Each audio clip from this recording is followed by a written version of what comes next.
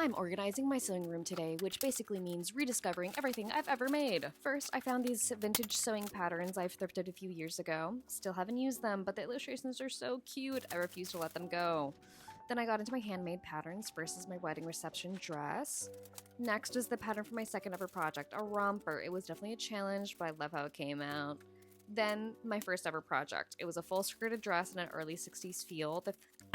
The fabric was actually thrifted bedsheet, and I used the original embroidery as the hem. Before I made that dress, I did so many sketches just trying to figure out what direction to go in.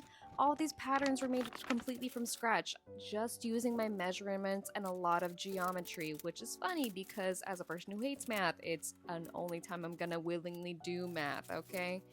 Alright.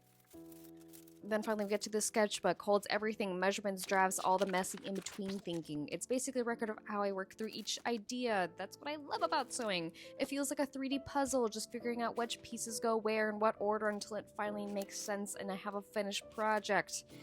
Then, oh my god, we finally get into a sewing pile of forgotten promises. Every sewer you know has this pile.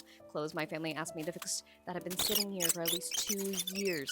So while looking through it, I actually found another sketch of my little reception dress. Really funny. Yeah, so anyway, don't ask me to hem anything. It will be taken hostage.